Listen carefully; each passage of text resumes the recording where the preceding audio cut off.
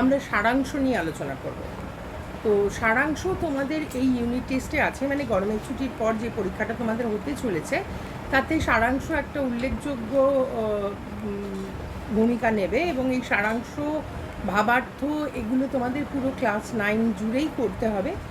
সারাংশ এবং ভাবার্থ অ্যাপারেন্টলি শুনলে মনে হয় যে বোধহয় একই জিনিস, কিন্তু ব্যাপারটা তা নয়। সারাংশ আলাদা, ভাবার্থ আলাদা। সারাংশ বলতে আমরা বুঝি জিস্ট, যেটা ইংরেজিতে আমরা করি যে অনেক বড় একটা পোর্শন, অনেক বড় একটা অংশ, তা সেটাকে ছোট করা, ছোট করে লেখা। এবার সারাংশ লেখার কতগুলো নিয়ম আছে, সেই নিয়মগুলো একটু তোমাদের সঙ্গে আলোচনা করি। প্রথম কথা হলো, সারাংশ বুঝতেই পারছো ছোট করে লিখতে হবে, মানে 1/3 যতটা দিয়েছে তোমাকে গদ্য বা পদ্য, তার 1/3 অথবা হাফের সামান্য বেশি, সামান্য কম, হাফের সামান্য কম অথবা 1/3, এই হচ্ছে সারাংশর পরিসর। এরপর যেটা নিয়ম, সেটা হচ্ছে প্রথম কথা, তুমি যে মুহূর্তে কোয়েশ্চেন পেপারটা হাতে পেলে তখন গদ্য বা পদ্য যাই দিয়ে থাক না কেন সেটাকে বারবার করে পড়তে হবে। পড়ে কতগুলো দেখবেন লাইন থাকবে যেগুলোই সবচেয়ে ইম্পর্টেন্ট লাইন, পুরো গদ্য বা পদ্যর মধ্যে সেটাই সবচেয়ে ইম্পর্টেন্ট লাইন, সেগুলোর তলায় পেন্সিল দিয়ে দাগ দেবে। দাগ দিয়ে দেখবে যে ওগুলো নিজের ভাষায় লিখলে কীরকম হচ্ছে। নিজের ভাষায় লিখবে এবং সেটাতেই দেখবে 1/3 হলে সেটা সারাংশ হয়ে যাবে। এবার সারাংশর কতগুলো নিয়ম আছে। নিয়মগুলো কীরকম? যেমন তোমাকে প্রথমত তো মূল কথাটা বুঝতে হবে। ধরো অনেক বড় একটা কিছু আছে, তার আসল অংশ কোনটুকু, নির্যাসটুকু কোনটুকু, সেটাকে তোমাকে বুঝতে হবে।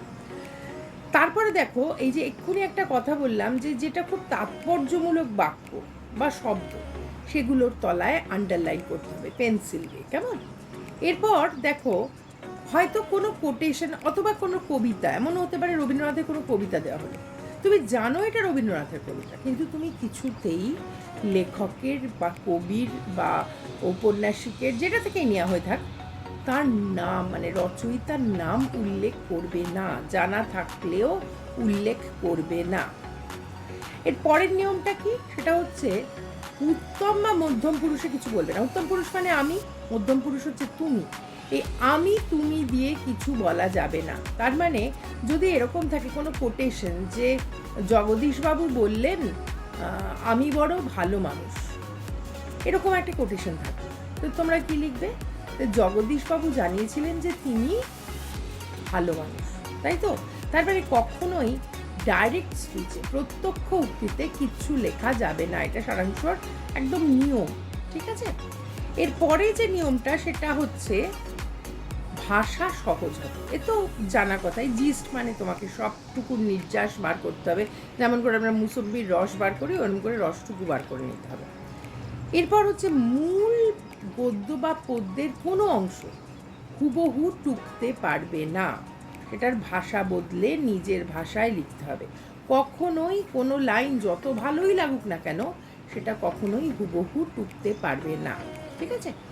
এরপরে আছে আরও যে মানে নিয়ম কানুন আছে, সেটার মধ্যে না যাওয়াই ভালো, কারণ এগুলো তোমরা জানো। একই কথা বারবার লেখা যাবে না, কিংবা এই যে বলেছিলাম 1/3 করে লিখতে হবে, 1/3 অথবা হাফের সামান্য কম করে লিখতে হবে।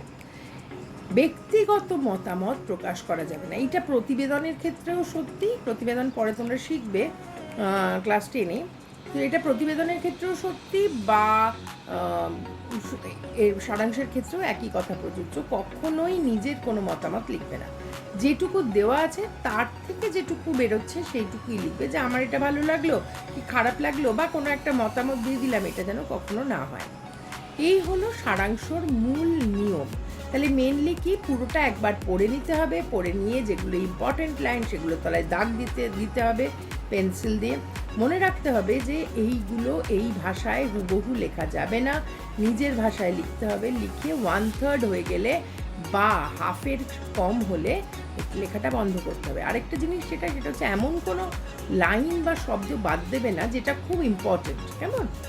আর যেটা নিয়ম সেটা হচ্ছে একটা অনুচ্ছেদে লিখবে, মানে একটা প্যারাগ্রাফে লিখবে, অনেকগুলো প্যারাগ্রাফ যেন না হয়, লেখকের নাম যেন উল্লেখ না হয়, কিংবা কোনো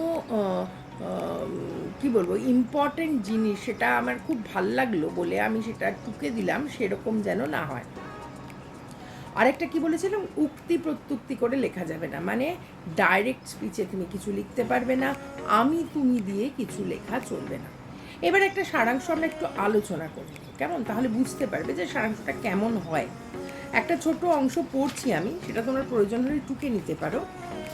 পৃথিবীতে যাহার দিকে তাকাও দেখিবে সে নিজের অবস্থায় অসন্তুষ্ট, দরিদ্র কিসে ধনী হইবে সেই চিন্তায় উদ্বিগ্ন, ধনী চোর ডাকাতের ভয় ত্রস্ত, রাজা শত্রুর ভয় ভীত। এক কথায় পৃথিবীতে এমন কেহ নাই যে পূর্ণ সুখে সুখী, অথচ কৌতুকের বিষয় এই, পৃথিবী ছাড়িয়া যাইতেও কেহ প্রস্তুত নহে। মৃত্যুর নাম শুনিলেই দেখি মানুষের মন শুকাইয়া যায়। মানুষ যতই দরিদ্র হোক, সপ্তাহের পর সপ্তাহ যদি অনাহারে কাটাতেই হয়, পৃথিবীর কোনো আরামই যদি ভাগ্যে না থাকে, তথাপি সে মৃত্যুকে চাহে না। সে যদি কঠিন পীড়ায় পীড়িত হয়, যদি শয্যা হইতে উঠিবার শক্তিও না থাকে, তথাপি সে মৃত্যু প্রার্থী হইবে না। কে না জানে যে 100 বৎসরের পরমায়ু থাকিলেও একদিন না একদিন মরিতে হইবে। এই হলো সারাংশের মূল অংশটা, যেটা তোমাদের দেওয়া হয়েছে। গদ্য বা পদ্য যেমন দেওয়া হবে, এটা গদ্য অংশ দেওয়া হয়েছে। এর থেকে যখন তোমরা সারাংশ লিখতে বলেছিলাম 1/3 লিখতে হলে কি করতে হবে, একটু কষ্ট করে শব্দ সংখ্যাটা গুনে নিতে হবে। তার 1/3 যা হয়, যেমন ধরো 60টা যদি শব্দ সংখ্যা হয়, 1/3 হলে 20টা শব্দের মধ্যে তোমাকে শেষ করতে হবে। আর একটু বেশি হতে পারে 25টা, তার বেশি নয়, কেমন?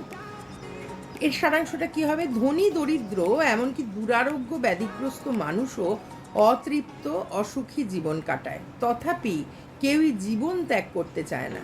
মৃত্যু অনিবার্য, জীবন দুঃখে, তবু কেউ মৃত্যু চায় না, এ এক কৌতুকের বিষয়। এই হলো নির্যাস, ঠিক আছে?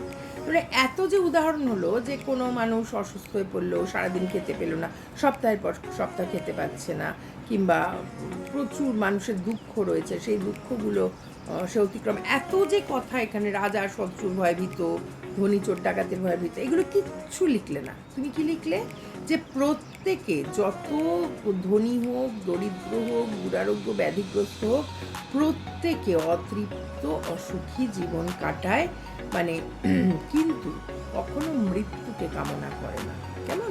এইটাই হলো মূল কথা, যে মৃত্যু অনিবার্য, জীবন দুঃখে, তবুও সে কখনো মৃত্যুকে, মানে মৃত্যুর প্রতি আকৃষ্ট হয় না। এই হলো মূল কথা সারাংশে। এবার যদি তোমাদের বুঝতে কোনো অসুবিধা হয়, কমেন্টে জানাও, এবং প্র্যাকটিস করো, বারবার সারাংশ লেখা প্র্যাকটিস করো। 1/3 প্র্যাকটিস করাটা খুব জরুরি, কারণ বড় হয়ে গেলে কিন্তু নম্বর কমে, বাড়ে না। সবসময় ছোট লেখার চেষ্টা করবে, টুকবে না লাইন বাই লাইন, নিজের ভাষায় নির্যাসটুকু লিখবে। এই হলো সারাংশ।